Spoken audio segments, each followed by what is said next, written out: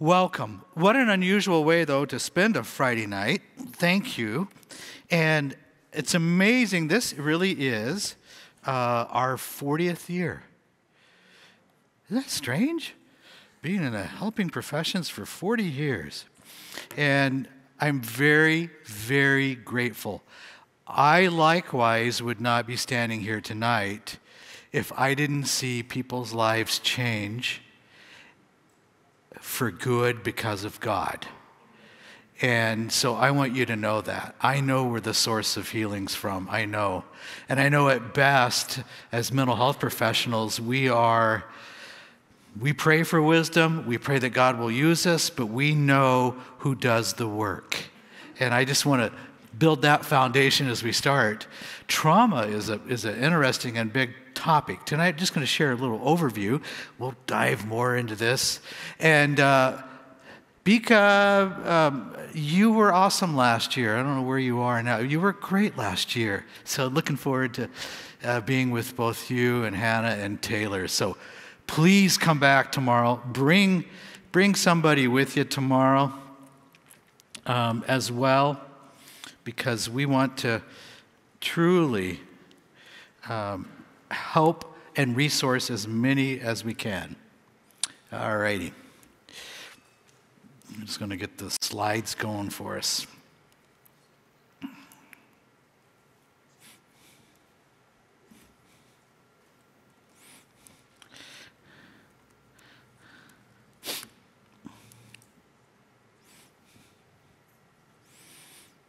Okay, should be good to go. You guys got that?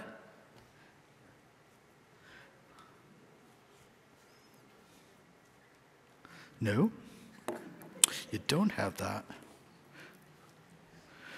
You know, this is always why we came early, we tested.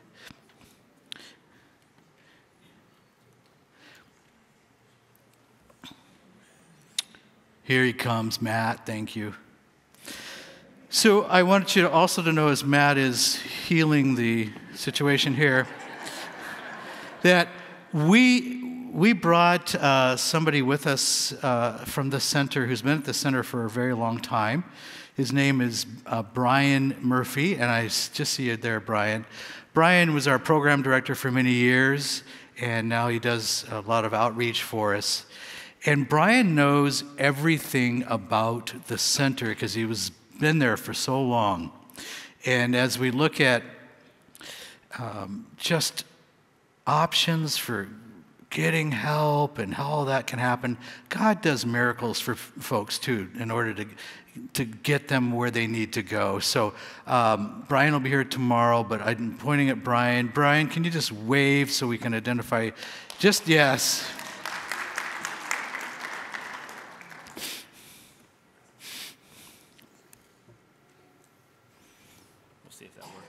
Okay. Yep. Okay, Matt. Where would we be tonight without Matt? So some of the resources, briefly, and we're gonna just kind of cruise through this. And I do want to acknowledge you because to be here, because if it's not you, you know somebody who has been deeply wounded and they're still struggling. You know somebody, and some of us here are natural-born helpers, and you want to help. So part of what we want to do is resource you with different resources. And we put together, my wife LaFawn is here, and she put together the best deals. And so just go and see. We want to make sure that we can resource you with something, we will. I mean, how to deal with toxic people. Do you see a lot of toxic people? I mean, it's not the person you're sitting next to, but you know somebody. So if there's one core issue that we always have to attend to be all that we can be through Christ, it's dealing with issues of shame and the lies that the enemy tells us about shame and who we are. So, and people love these little mini books. You know why? Our attention spans have really dropped, right? I mean, the publishers are asking me, can you write a book in 100 pages? So here they are. A topic that I never ever thought I would address, it was just not on my radar, was the topic of suicide. And I realized that some here, you know somebody. For most of us, we know somebody, or it wasn't too far away from our circle, and we've seen, unfortunately, suicides. Right now, the age group of 12 to 17, suicide is the second leading cause of death in the United States. Now, when I say 12 to 17, suicide, that should not even go together. So this actually tonight, this LaFawn is my wife. She said, I'm going to give this book to anybody that wants it. So if you know somebody or you know of a situation, go, and we want to give you this one tonight. Well, in the latest book of this, I guess number 45, is dealing with trauma. And that's our topic tonight. That's our topic tomorrow. And do bring somebody tomorrow to catch what everybody is going to be sharing. So I'm holding here a book and a workbook that we've put together on the topic of trauma. Now, trauma, it means a lot of different things. So when I use the word trauma, it can kind of send a chill because it can trigger a memory. Trauma can cause us to wonder, sometimes maybe that seems like it could be an overused word. 2 years ago, the number one issue that people were calling for help happened to be, oh, thank you, and you even deliver water? 2 waters? This is really full service here. Yakima Foursquare, thank you. One of the things that we used to get calls as the number one was depression. Pre-pandemic, nearly every call was something to do with, I need help for depression. And then it shifted. It shifted to anxiety. A little bit going through all the COVID insanity and everything the insanity of it all. Then it shifted to anxiety. And people were needing help for anxiety. It happens to be right now in our country, the number one non-medical diagnosis is anxiety. And so you think about that. Anxiety, anxiousness. So from anxiety, for our 12 to 17-year-olds, it's generally social anxiety, or it's this sense that something's wrong and I don't know what to do about it, and my sleep is disrupted, I don't feel good, and I can't make decisions, I can't concentrate, so it's being filled with anxiety. And by the way, anxiety lies to us. Anxiety tells us that we're really not of much value, and anxiety can be I'm going to just say in a spiritual way, a real tool of the enemy, because it can stop us from being everything we've been called to be. It can freeze our decisions. So anxiety. But related then to anxiety, the number one thing that people are calling in for right now happens to be trauma. And it goes like this. I don't know what's wrong with me. I know I've been traumatized. I was abused. Something happened to me, and I've been dealing with trauma. And they're calling in, I need help for trauma. So tonight I thought, well, let's just do an overview. When we use that word trauma, what does that mean? To be trauma or to be traumatized. But first of all, in the last few years, do we all kind of feel a little bit traumatized? Right? Have we entered into a culture of confusion, a culture where we realize in some ways we've been lied to, we don't know who to trust, and we feel like, oh, what has happened? And people are on edge, right? If you see this? Now, I'm from near Seattle. I don't ever say I'm from Seattle. Who would be from Seattle? I'm in Edmonds. That's away from Seattle. I'm on the waterfront. I'm in a nice place. But the whole, I mean, if you spend any time in the news, which sometimes is not a good idea, you feel traumatized. And it triggers a lot of emotions. And you can't believe the insanity of even some of the things you're seeing. And then we enter in the high rate of addiction. I was speaking with a couple of these great guys from the Union Gospel Mission, and the whole issue of fentanyl, and even what you're seeing here with fentanyl. A very cheap drug, a synthetic opioid, a painkiller, very cheap. The ingredients come from China. It's manufactured in Mexico. That's where all of it comes from. And it comes through our southern border, and it comes into Yakima. That's what happens. Highly addictive. You give a person who's a fentanyl addict, you say, I'm going to give you a nice place to stay. Where do they go? They're on the street. They're on the sidewalk, because housing typically doesn't matter. All I need is the drug. That's all I care about. They will, during the winter, freeze in Seattle on the streets using the drug, because that's what matters. So when we see all this, it's traumatic, it's traumatizing. It is, at times, so unbelievable. So what's the definition of trauma? Would that be good to begin with? Trauma. Did we lose our slides? Oh, trauma. Well, I wouldn't say they're my friends at the American Psychological Association, because they're way off as it relates to spiritual things, and some of the folks in psychology themselves are just plain nuts. You've seen it. I first, when, people always, what do you do? I always felt some reluctance, because I always thought the people in psychology were kind of strange. And some of them really are. It's like, okay, there's got to be a better way to address some of these mental health issues than, who wants to take advice from somebody that you can look at and go, man, they got problems, right? So there's a lot of that out there. And unfortunately, there are people who call themselves Christian counselors that I wouldn't ever suggest.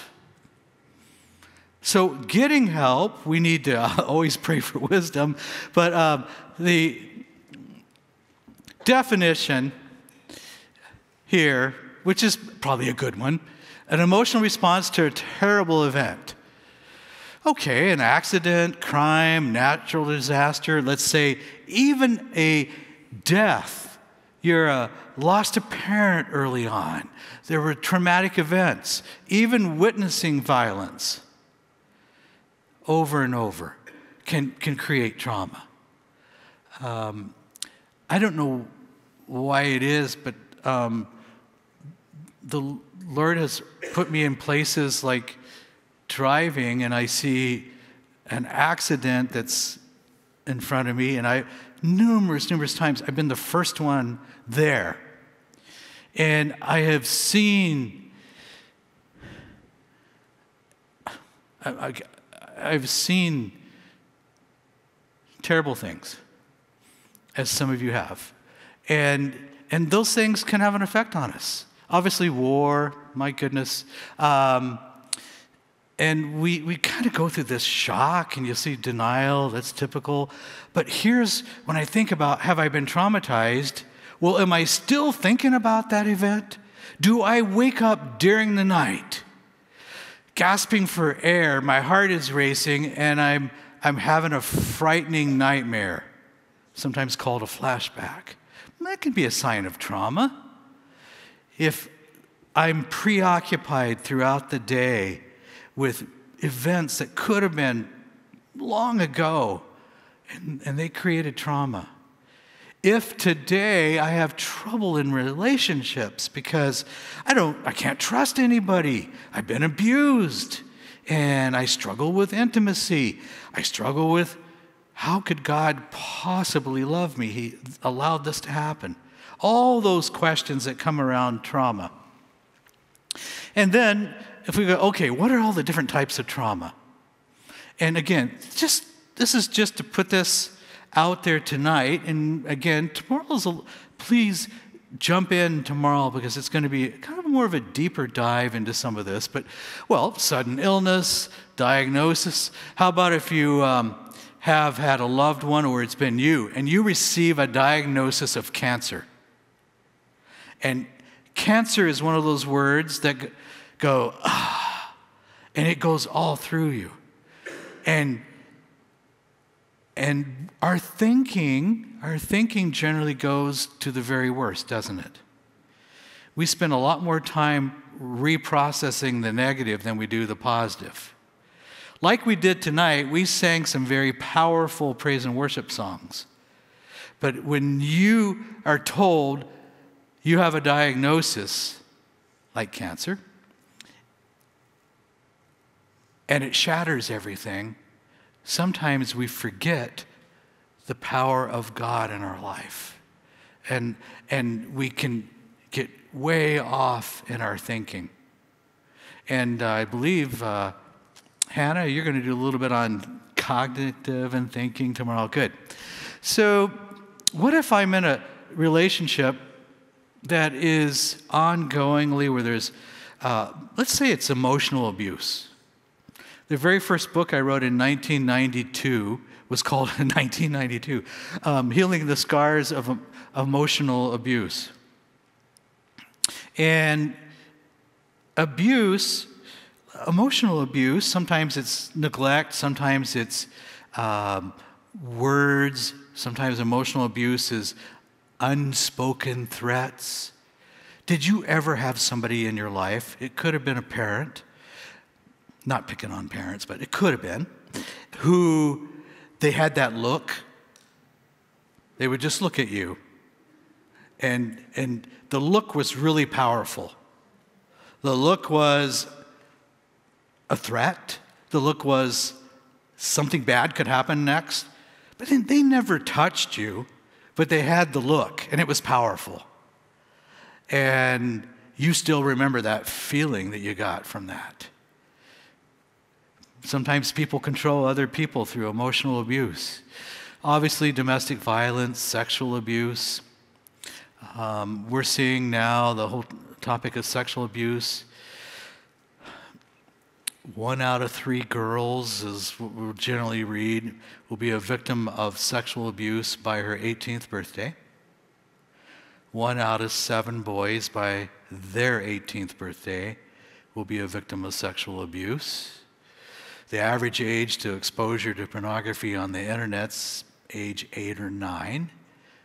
And so we're seeing some things right now in our culture which are frightening. There's the normalization of some really sexually deviant things. Just to kind of normalize it. It's not normal.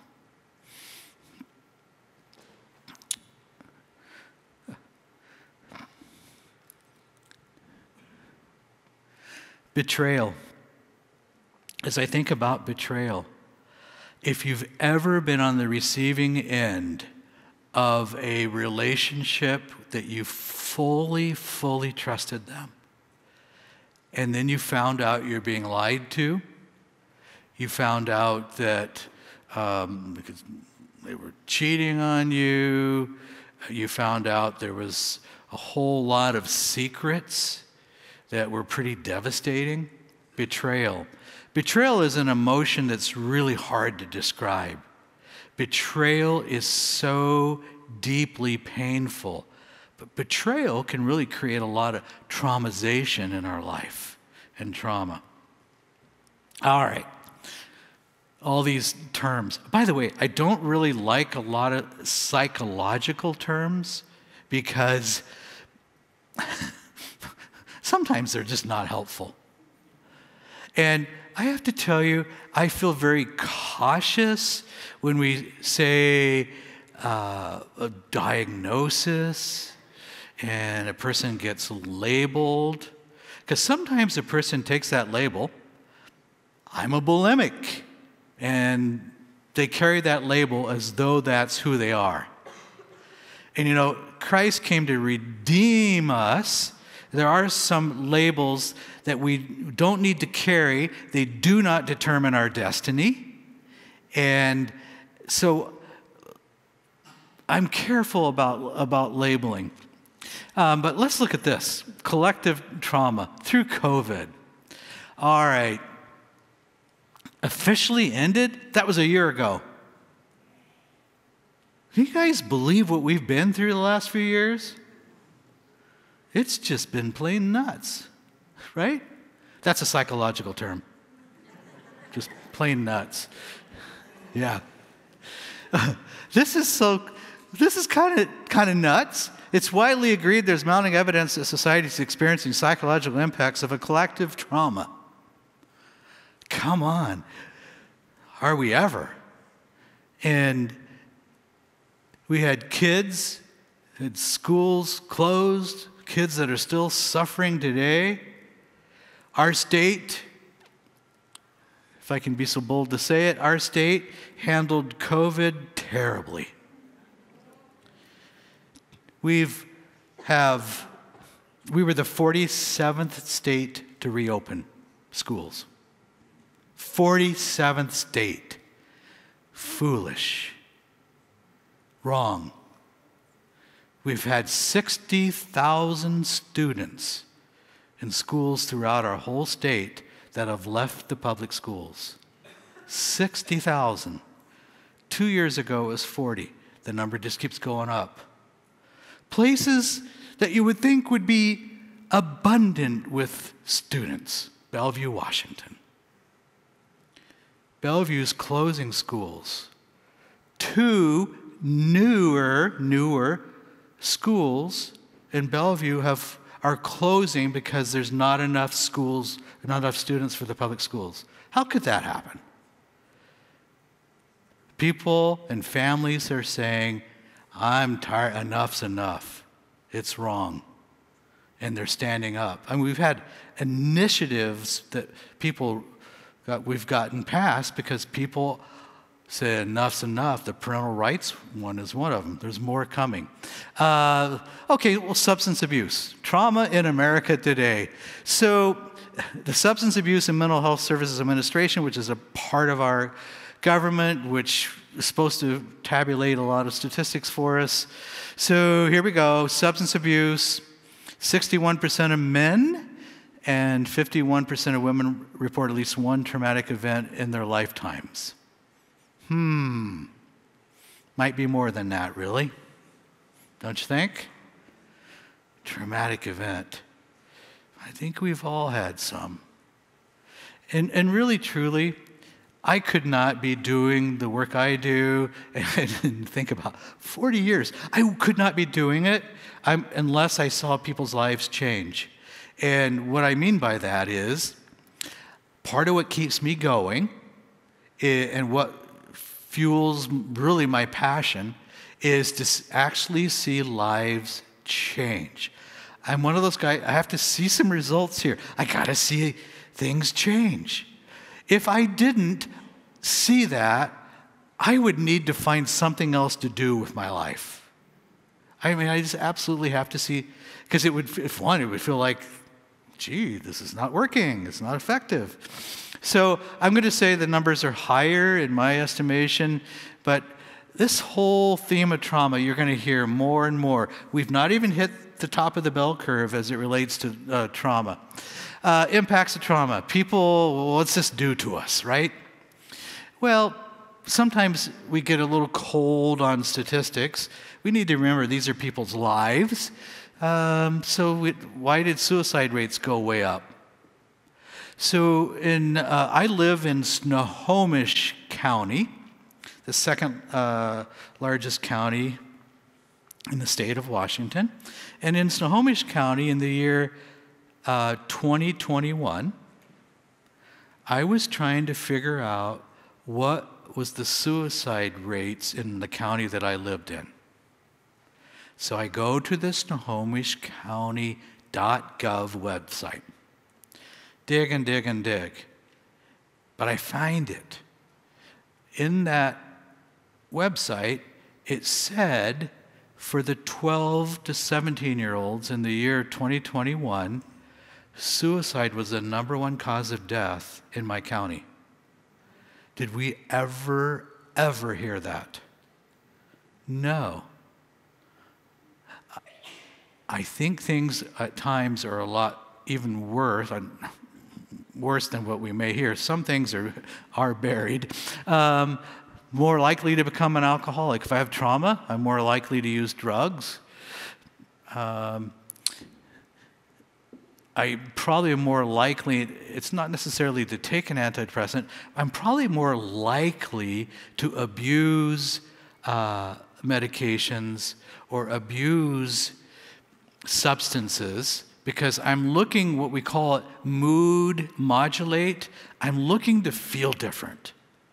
And I'm so tired of how I'm feeling, so I look at things outside of me. Alcohol, misuse of medication. I'm just looking because I gotta feel differently. I can't cope like this anymore. So that drives us to do that. So trauma. So far we don't see any positive effects of trauma, right?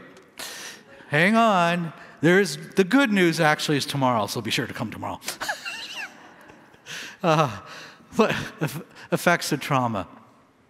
I already mentioned flashbacks, dreams. I used to work in a sleep research lab, and one of the things that was being studied is how the lack of sleep or not going through your sleep cycles, how does that affect your mental health? I think we all know. And all of us have gone through periods of insomnia. All of us have had seasons where sleep was a struggle. But what happens if that happens for an extended period of time? What does that do to you? Well, we know the lack of sleep is going to create a lot of anxiety. The lack of sleep, you're going to probably struggle with making decisions. The lack of sleep causes you to, at times, see things or hear things that are not really there. So sleep's pretty important.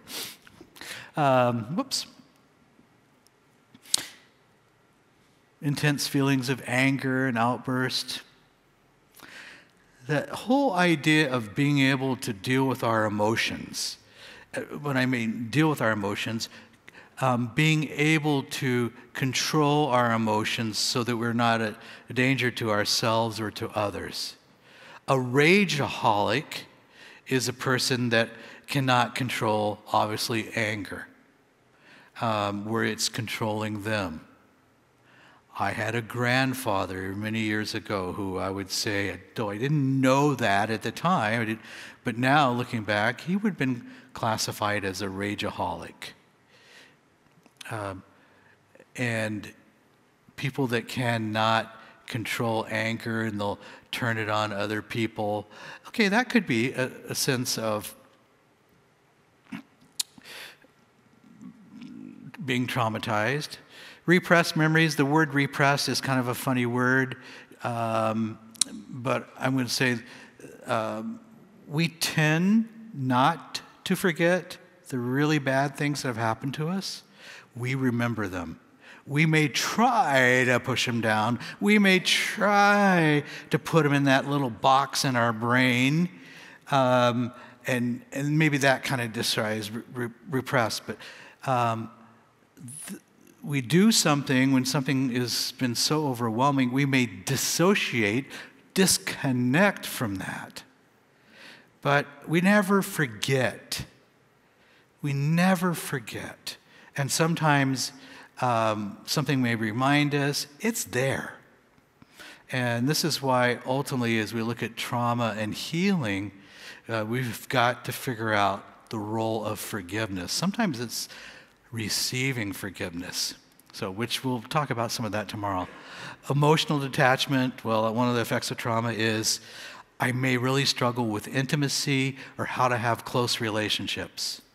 I may struggle with trust. If I've been traumatized, I may have that invisible wall around me, and I purposely work hard to keep myself from being close or intimate with people.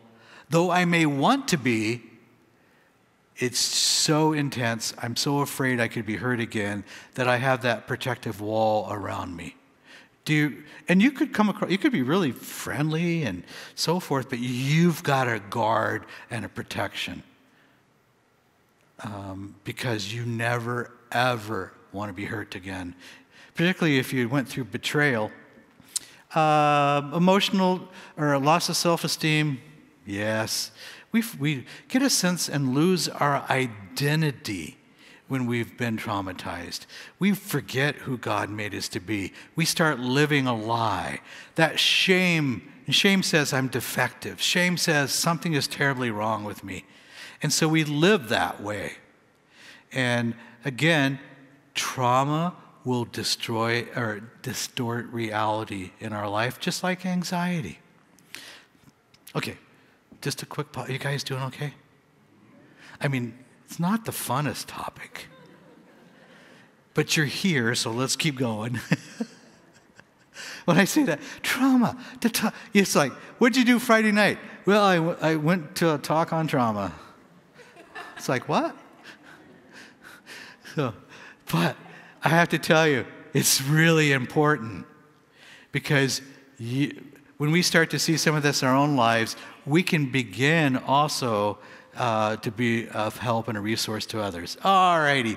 I've mentioned before inability to concentrate, moodiness, the withdrawal, the isolating. So post-pandemic,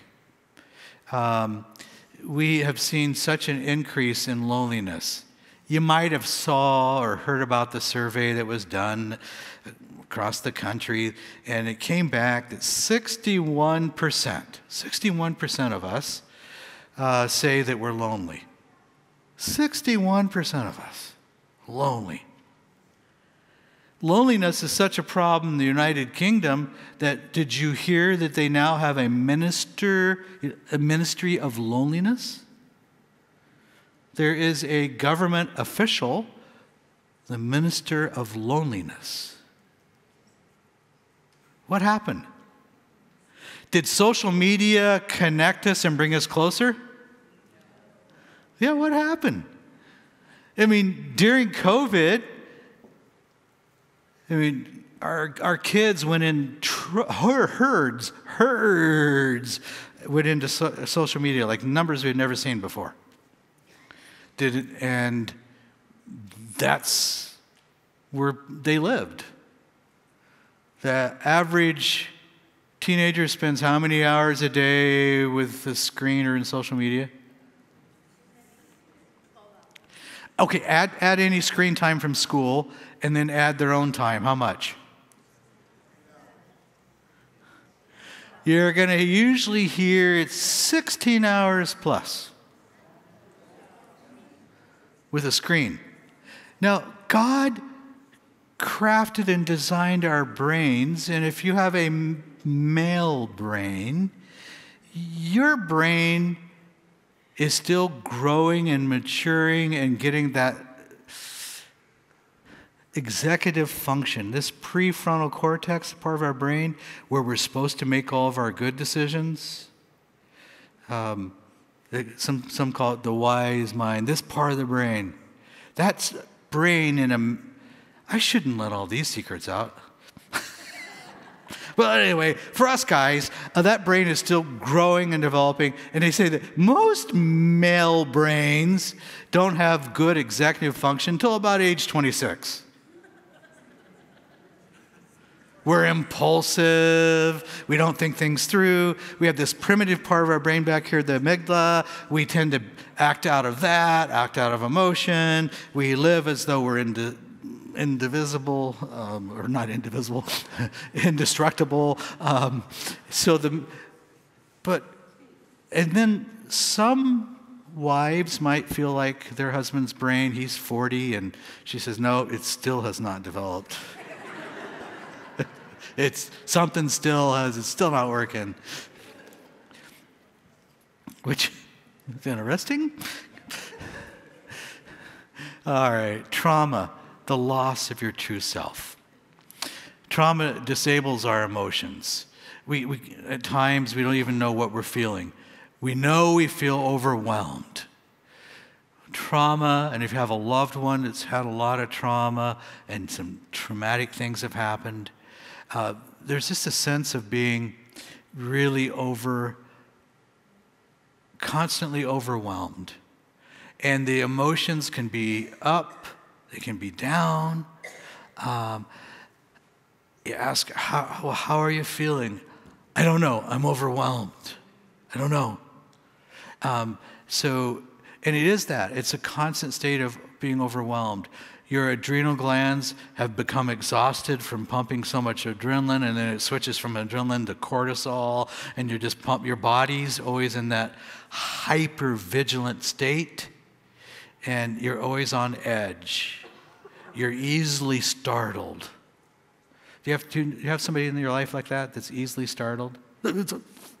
Yeah. Super easy startled. Well, I'm not saying everybody who's easily startled has been traumatized, but that's one that could be there. Disrupts your brain. Well, let's say I was 12, 13 years old. I had some significant abuse. There may have been some abandonment. There could be different layers of traumatic events in my life. Well, my brain is still developing. My brain is still growing. It's still building all those neural connections. The chemicals in my brain are still growing. Brain cells are still developing. And trauma, in a word, can rewire our brain. And our brain function seems different.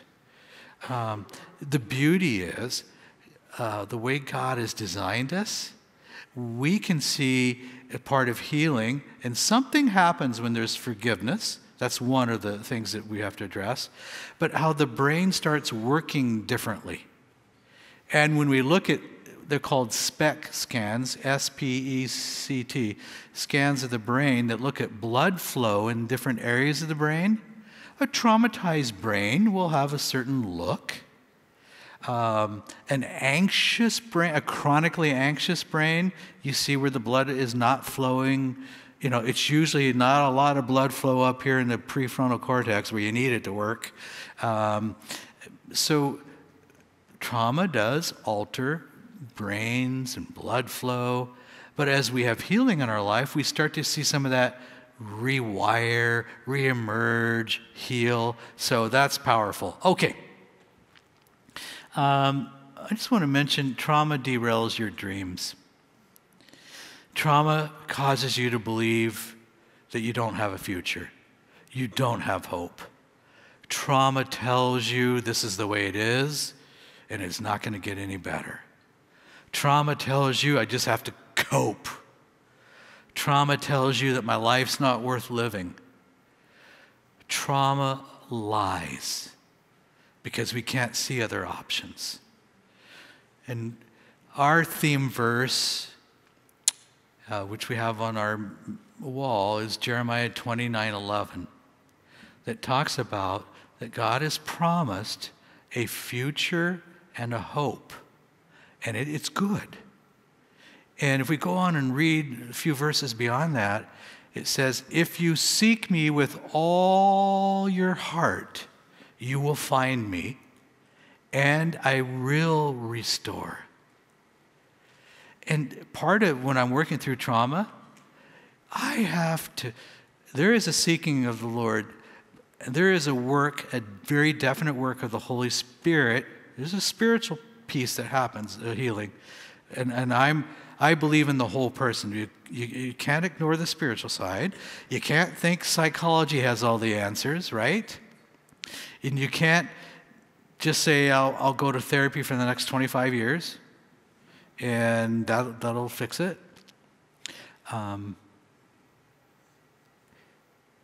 Trauma can take us down a road that we feel like I can never, ever recover. You don't know how bad it is. It can take you down the road of addiction. Trauma can take you where you never, ever thought you could go or would go. I may find myself in extremely unhealthy relationships because of trauma. I keep recycling all this trauma, and it doesn't feel hopeful.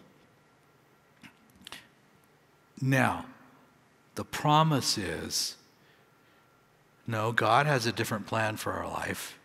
Trauma does not identify who we are. Most people who recover and are living with a whole different life perspective find that they are indeed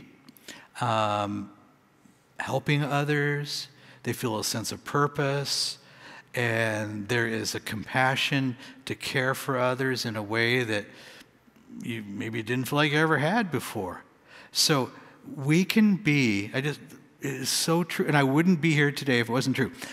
We can be repurposed in trauma for what God's plan for us is. It does not determine our future. It does not determine that this is the way it's always going to be. So, it can derail dreams, but it can't steal what God's plan for you are. 10 truths about trauma, and then we will pause and wrap up for tonight. Trauma comes in all shapes and sizes. Trauma is always personal, and it's real. And we don't, if a person says, I was deeply wounded by such and such, we believe them. You don't try to go, well, you know, what happened to me was a lot worse. Sometimes, because we always compare. And then sometimes, if a person's had a lot of trauma, we just want to tell them, all right, look. You just need to get over it. Right? Just get over it.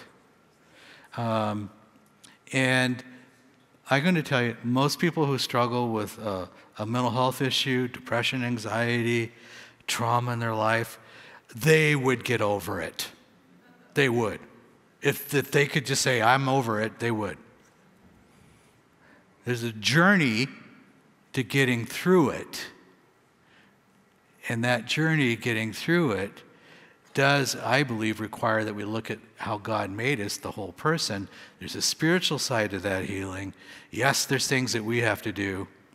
And, you know, trauma affects our physical body, as we've already talked about the brain. But so we've got to address that. Trauma affects, I mentioned sleep. You know, trauma can affect our basic self-care. Sometimes we've been really traumatized. Hygiene is not that great. It's kind of like being a teenager. No, I'm just kidding. I was kidding. All right, where were we? Trauma is not a sign of failure. Time alone doesn't heal. You know somebody who's suffered and suffered and suffered, and they went through different addictions. They danced through different addictions. One time it's this, and it switches to that. Then it's an eating disorder, and they dance between all kinds of issues and never get well, and never have really sincerely sought help. Because trauma can cause you to simply blame others. I can turn it and say, it was that abuser's fault. And then I just keep that critical spirit, and I never get well. I never get well if my eyes are still on the abuser. I never get well if I keep blaming. All right. Unresolved trauma begets more trauma. That's kind of what I just described. Do you muscle through it? You have to walk through it, but I want to walk through it with the right kind of help. I don't think, as wonderful as a book might be, like this one, and a workbook, that's not the solution. It's some ideas, but I have to have the right people, the right help, the right spiritual support so that I can walk through it. Because walking through it means I can rebuild. God has a plan for me. I rebuild, I renew, I restore my life, and I start to live as God's plans for me. So that trap of a life sentence is not true. No shortcuts, never a life sentence.